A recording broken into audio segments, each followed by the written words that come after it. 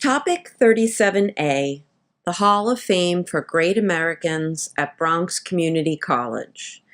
You should take notes during this podcast, pause it as necessary, and listen to it as many times as you need to, as you'll need them to complete your term paper. I recommend that you take notes in the Cornell method of note-taking as presented in podcast 3 of this course. By the end of this podcast, you should be able to identify, name, and understand important architectural elements present within the Hall of Fame for Great Americans on the campus of Bronx Community College, comprehend that American values in 1900 played a key role in determining who was included for commemoration in the hall, as well as in its architectural style, and understand your term paper assignment and the role of the Hall of Fame in it. Today, most Americans are familiar with the concept of a Hall of Fame. From the Baseball Hall of Fame in Cooperstown, New York, to Cleveland, Ohio's Rock and Roll Hall of Fame, fans of all types watch their heroes honored every year. Few realize, however, that the very first Hall of Fame was built on the campus of what was then New York University in 1900. Honoring deceased Americans who had either served mankind through wealth of thought or mighty deed, the Hall of Fame for Great Americans on today's Bronx Community College campus commemorates 98 individuals considered great by a select group of Americans in 1900s and the ensuing decades. As such, the Hall's choice of honorees, as well as its design, very much reflect the values of Americans during the Progressive Era. The hall was originally designed as a way to aestheticize the parapet walls surrounding the base of the Gould Memorial Library. Stanford White, one of the nation's leading architects of the late 19th century, designed both. The library recalls Rome's Pantheon, an ancient temple dedicated to all of the Roman gods and goddesses. Take a moment to study photographs of both of these buildings side by side. List at least 3 architectural elements that they both share. Pause this podcast while you do so.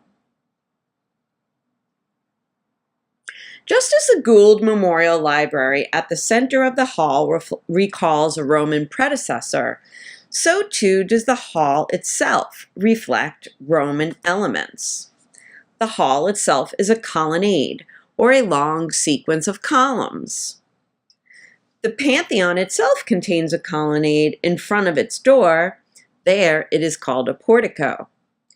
Moreover, the pediments, or triangular structure marking the entrance of both the Pantheon and the hall, contain inscriptions, or writing chiseled into stone. It is important and worthwhile to consider why Stanford White integrated so many Roman architectural elements into his design. Why, for example, did he not include Egyptian or Chinese structures, such as a pyramid or a pagoda, into the Hall of Fame? After all, those cultures predate Roman culture. The answer has nothing to do with the demographic makeup of the United States in 1900. True, Italians were immigrating to the U.S. during these years, and in fact, many of them settled in the neighborhood of NYU's downtown campus of Greenwich Village. However, this Hall of Fame was built far from these descendants of Rome in what was then the quote-unquote countryside of the Bronx. When you consider why Stanford White chose Roman models for the Hall of Fame, it would be worthwhile to ponder what other famous buildings in the United States incorporate Roman elements. Some of these other buildings are included here. Feel free to pause this podcast as you jot down their names and search for visual similarities with the hall. Considering this point will help you to uncover at least one value held dear by Americans in 1900.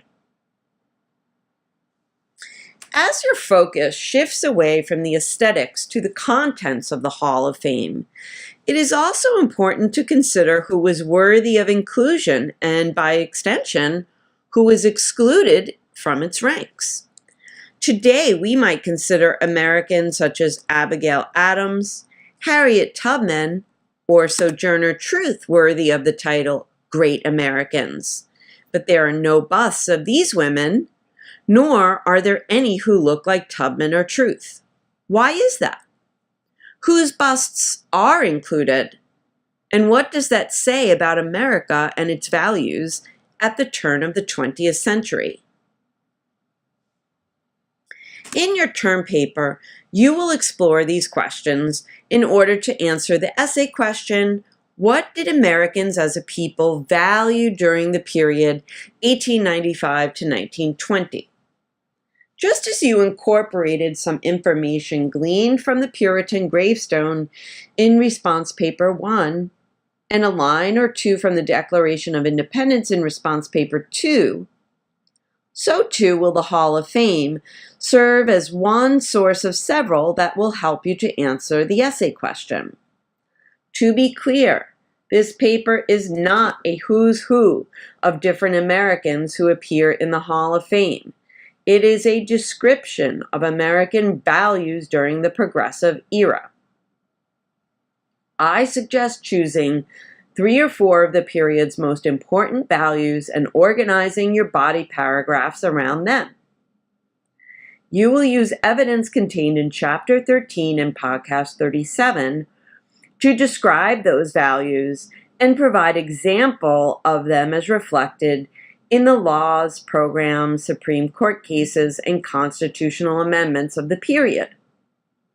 You will supplement that evidence with your analysis of the Hall of Fame.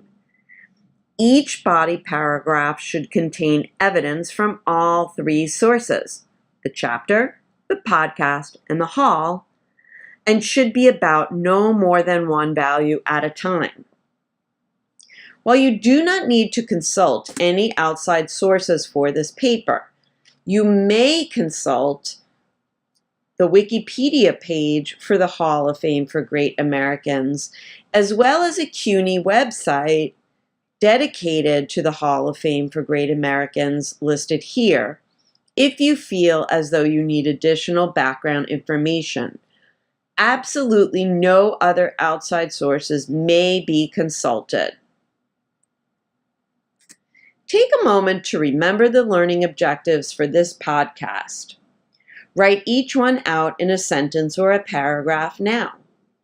If you find that you cannot do so, go back to the beginning of the podcast, listen and watch again, and pause it as necessary to supplement the notes you've already taken until you can easily answer all of the learning objectives. Good luck!